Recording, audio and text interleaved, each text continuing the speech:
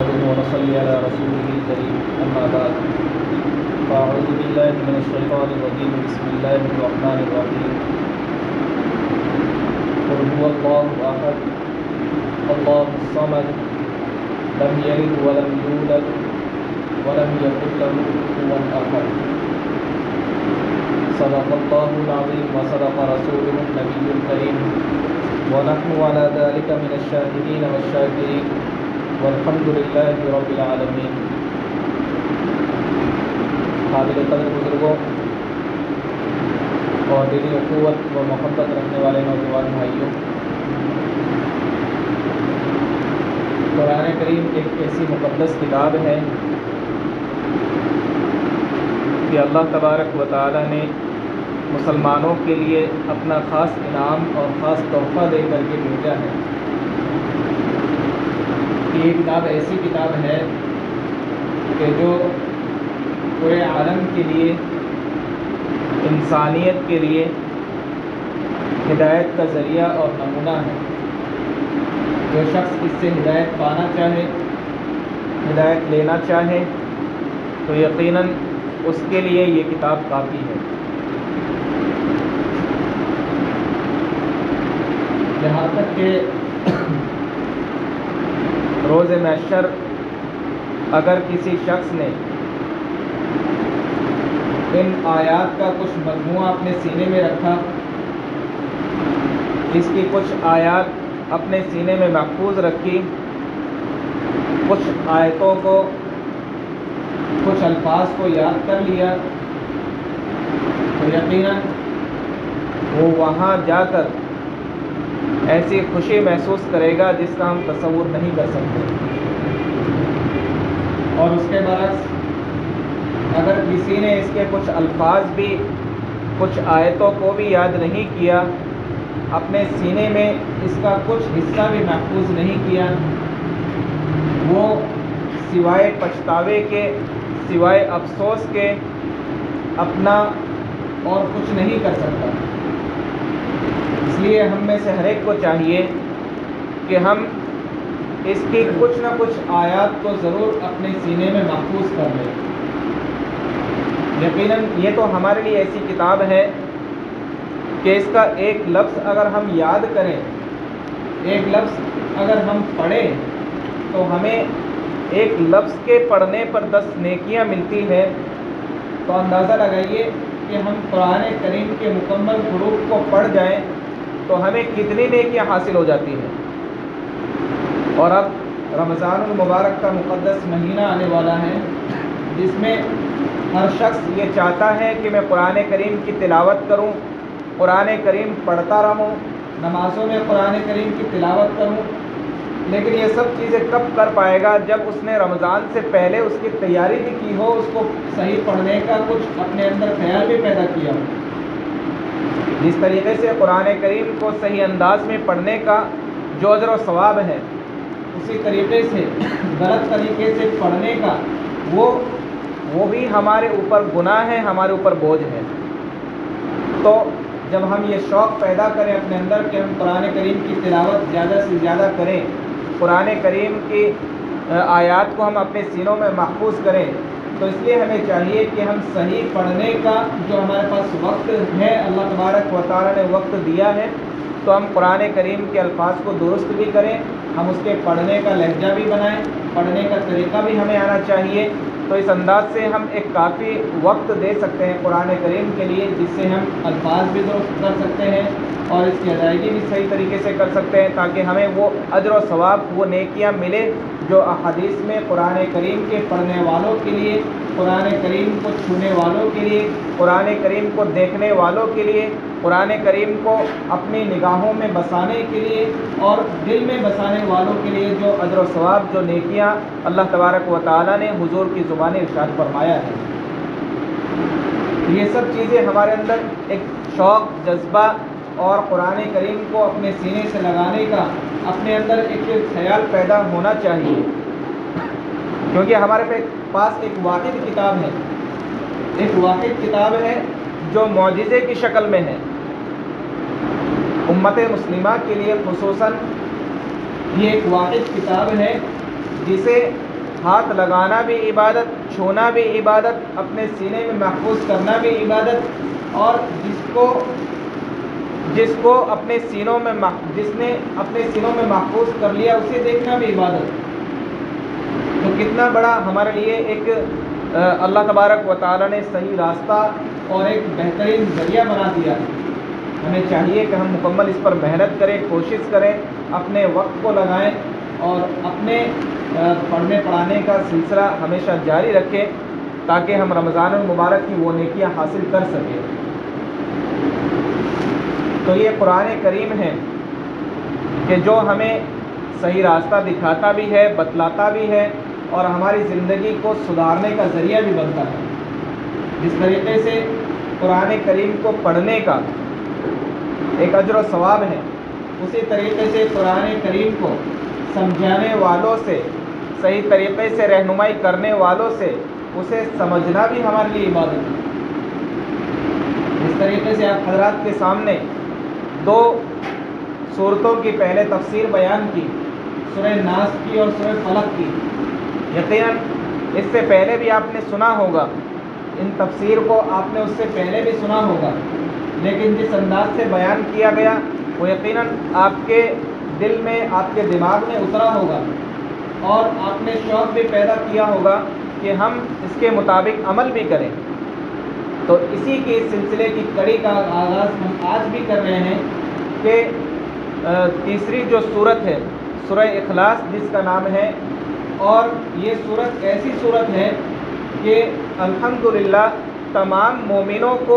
زبان پہ یاد بھی ہے اور تمام مومن عام طور پر اسے اپنی نماز میں پڑھتے بھی ہیں۔ یہ ایسی صورت ہے، سب سے آسان صورت اور سب کی زبان پہ صحیح طریقے سے یاد بھی ہے اور ہر ایک اس کو اپنے نماز میں دہراتا بھی ہے، اپنی نماز میں اس کو ادا بھی کرتا ہے۔ اتنی آسان اور اتنی سرل اور اتنی مختصر، جس کو ہر مومن اپنے سینے میں محفوظ کیا ہوا ہے۔ تو آج ہم اسے سمجھنے کی کوشش کریں گے کہ اللہ تبارک و تعالی سورہ اخلاص میں ہمیں کیا پیغام دیتا ہے، سورہ اخلاص میں اللہ تبارک و تعالی ہم سے کیا چاہتا ہے۔ یہ قرآن کریم ایسی مقدس اور مبارک کتاب ہے کہ ہم اسے ہاتھ لگاتے ہیں تو بھی ہمیں اجر و ثواب ملتا ہے، ہم اسے دیکھتے ہیں تو بھی ہمیں اجر و ثواب ملتا ہے۔ یقیناً ہمارے گناہ ہیں، جو انسان اس کائنات میں آیا ہے انبیاء کے علاوہ وہ تمام کے تمام کچھ نہ کچھ غلطی کر بیٹھتے ہیں۔ وہ معصوم انبیاء کی ذات ہے کہ اللہ تبارک و تعالیٰ نے انہیں ایسا بنایا ہے، انہیں ایسا بنا کر کے مبعوث کیا ہے کہ ان سے غلطیاں سرزد نہیں ہوتی، لیکن ان کے علاوہ جتنے بھی انسان ہیں، چاہے وہ مرد ہو یا عورت ہو، بوڑھے ہوں، بچے ہوں، نوجوان ہوں، ان تمام سے غلطیوں کا صدور ہونا ممکن ہے، غلطیاں ہو جاتی ہیں، لیکن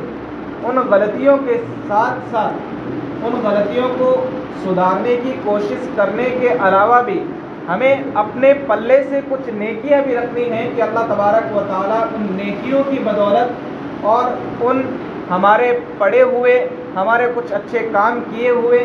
قرآن کریم کا کچھ حصہ ہمارے تلاوت میں آیا ہوا، اس کو دیکھ کر اپنے فضل سے اللہ تبارک و تعالیٰ ہمیں معاف کر دے۔ انسان یقیناً گنہگار ہے، اس کائنات میں آنے والا ہر شخص انبیاء کے علاوہ گنہگار ہیں، اس سے گناہ سرزد ہو جاتے ہیں، لیکن جب روز محشر اس کے گناہ کم ہوں گے اور اس کی نیکیاں زیادہ ہوگی تو یقیناً اللہ تبارک و تعالیٰ ان نیکیوں کو گناہوں پر ڈال دیں گے اور اس کے گناہ چھپ جائیں گے اور نیکیاں زیادہ ہو جائے گی اور اللہ تبارک و تعالیٰ اپنا فضل فرما دے گا اور ہمیں جنت الفردوس میں مقام نصیب فرما دے گا۔ انسان کو جو دونوں راستے بتلائے ہیں کہ چاہے تو وہ گناہ کرے، چاہے تو وہ نیکیاں کرے، اور انسان نہ چاہتے ہوئے بھی کبھی گناہ کر بیٹھتا ہے، لیکن اس کا حل اور علاج کیا ہے کہ ہم ساتھ ساتھ میں نیکیاں کرتے رہیں، بھلائیاں کرتے رہیں اور اس کا اجر و ثواب ہمارے کھاتے میں ہم اپنے لیتے رہیں، تاکہ اللہ تبارک و تعالیٰ ان نیکیوں کو دیکھ کر ان نیکیوں کو اجر و ثواب ہمیں دے دے اور اپنے فضل سے ہمیں معاف کر دے، درگزر کر دے۔ تو سورہ اخلاص ایک ایسی صورت ہے کہ ہم اور آپ میں سے ہر ایک کو یاد بھی ہے اور ہم نماز میں پڑھتے بھی ہیں، لیکن آج ہم یہ سمجھیں گے کہ اللہ تبارک و تعالیٰ سورہ اخلاص میں ہم سے کہنا کیا چاہتا ہے۔ اخلاص کا مطلب یہ ہے کہ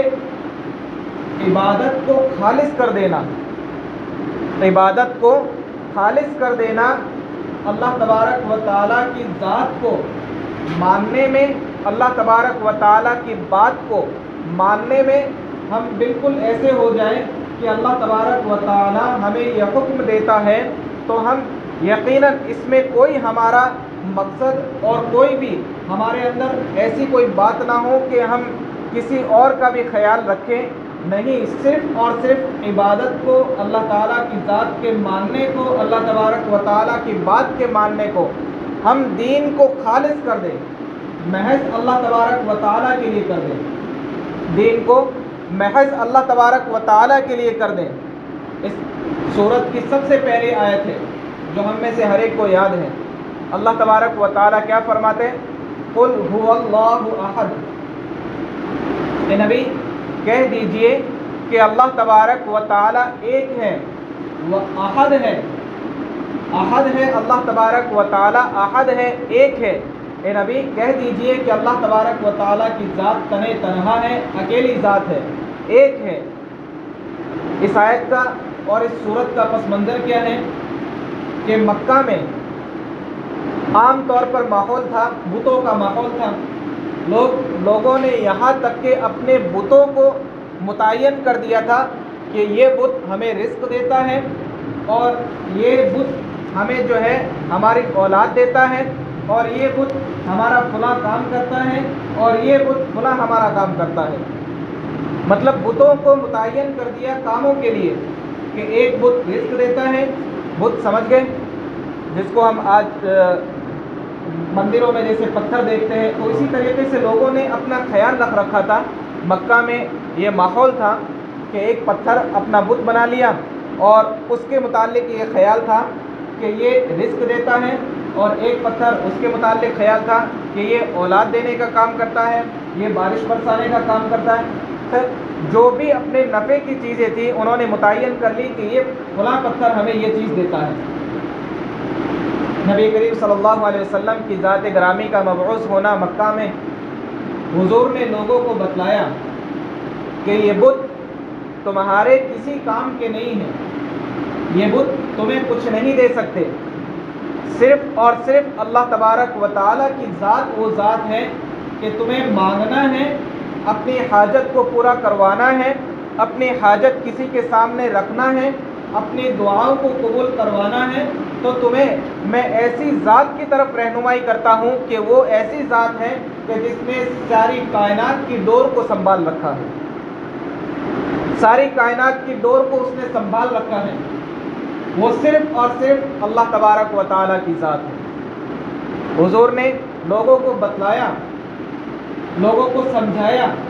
کہ لوگوں کے دماغوں میں یہ بات آئی، ان کے دلوں میں یہ بات پیوست ہو گئی کہ یقیناً ہمارا کوئی حاجت روا ہے، ہمارا کوئی مشکل کشا ہے، ہماری حاجتوں کو پورا کرنے والا ہے، تو وہ صرف اور صرف اللہ تبارک و تعالیٰ ہے۔ لوگوں کا ایمان بنا، انہیں شوق پیدا ہوا، اللہ تبارک و تعالیٰ سے مانگنے کا جذبہ پیدا ہوا، ان کی صحیح رہنمائی ہوئی، اور جب کسی انسان کی صحیح رہنمائی ہو جائے اور اس کے مطابق وہ چلتا رہے تو یقیناً وہ اپنی منزل کو پا لیتا ہے، وہ اپنی منزل تک پہنچ جاتا ہے۔ اور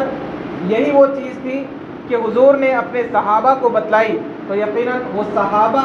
ایمان کے اس معیار پہ پہنچ گئے جو ان کے بعد والا آج تک نہیں پہنچ سکا اور نہ کوئی پہنچ پائے گا۔ وہ صحابہ کا معیار کس سے بنا کہ حضور نے صحابہ کے دلوں میں یہ بات ڈال دی کہ تمہیں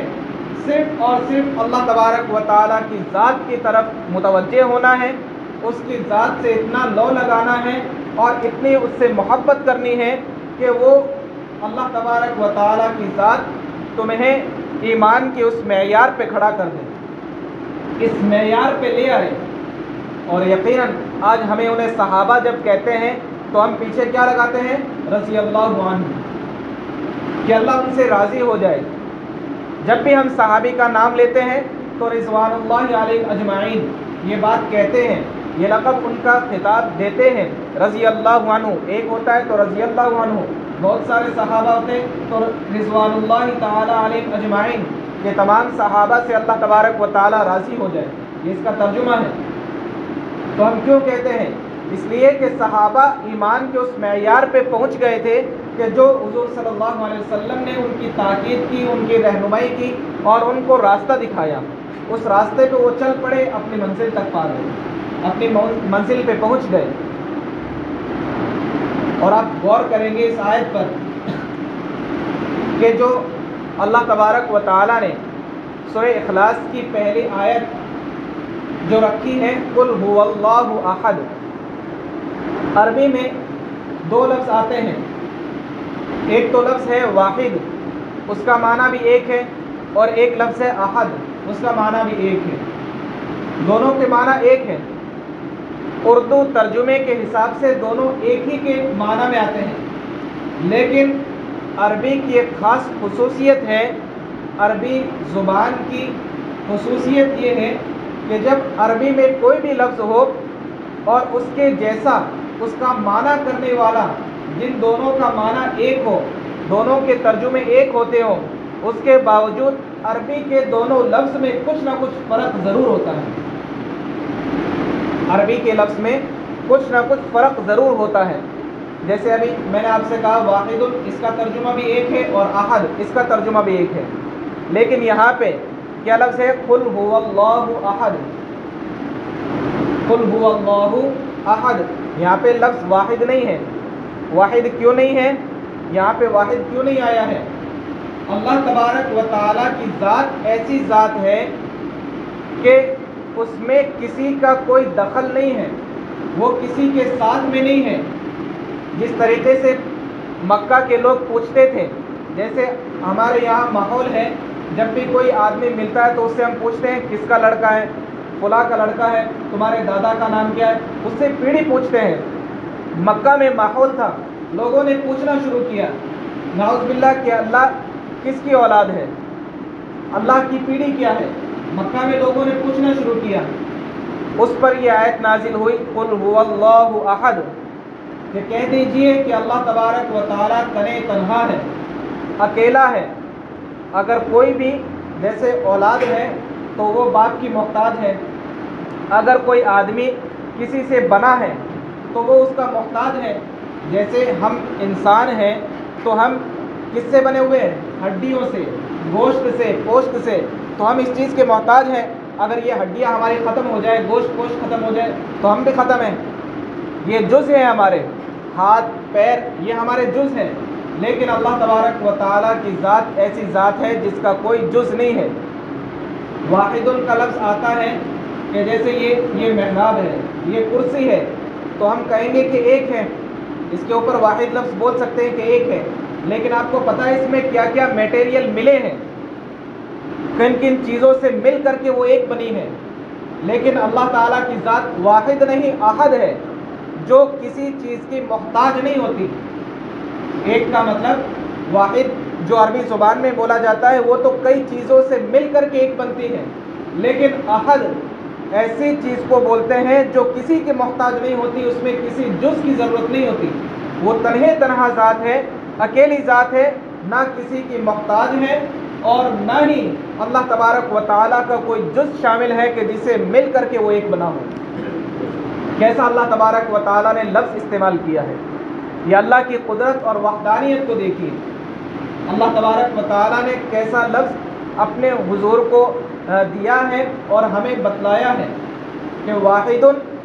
وہ بھی ایک کے لیے بولا جاتا ہے، احد بھی ایک کے لیے، لیکن واحد وہ کئی چیزوں سے مل کر کے ایک بنتا ہے۔ یہ ایک ہے لیکن اس میں کئی چیزیں مل کر کے بنی ہیں۔ ایک کرسی ایک ہے لیکن کئی چیزیں، کئی میٹیریل مل کر کے وہ ایک بنی ہے۔ لیکن احد وہ ایسی ذات ہے جو کسی چیز کی محتاج نہیں ہے، وہ صرف اور صرف تنہا تنہا ذات ہے، کسی چیز کی محتاج نہیں ہے، کسی جز کی محتاج نہیں ہے اپنے ایک بننے میں۔ وہ اللہ تبارک و تعالیٰ کی ذات ہے۔ اللہ الصمد، وہ اللہ، بلکہ سمجھ تو ایسا لفظ ہے کہ اردو میں اردو میں اگر اس کا ترجمہ کرنا چاہیں تو ترجمہ بہت مشکل بلکہ ناممکن ہے۔ لکھا ہے لوگوں نے، علماء نے اس کا ترجمہ لکھا ہے بے نیاز ہے، اللہ بے نیاز ہے۔ صمد کا ترجمہ لکھا ہے بے نیاز ہے، لیکن حقیقی معنوں میں صمد کا مطلب اور صمد کا معنی کا حق ادا نہیں ہو پایا۔ جو صمد لفظ ہے، اللہ الصمد، اللہ تعالیٰ کی ذات بے نیاز ہے، اس لفظ کا ترجمہ کا حقیقی مطلب اور اس کا حق نہیں ادا ہو پایا، لیکن سمجھانے کے اعتبار سے یہ صحیح ترجمہ ہے کہ اللہ بے نیاز ہے۔ اللہ تبارک و تعالیٰ کی ذات بالکل بے نیاز ہے، وہ کسی کا محتاج نہیں ہے۔ اسی سلسلے کی کڑی لم یلد ولم یولد، کہ نہ وہ کسی کی اولاد ہے نہ کسی کا باپ ہے۔ لوگوں نے جیسا کہنا شروع کیا نا کہ پیڑھی کیا ہے، جیسے ہم رواج ہوتا ہے ہمارے یہاں بھی، ہم پوچھتے ہیں کس کی اولاد ہے،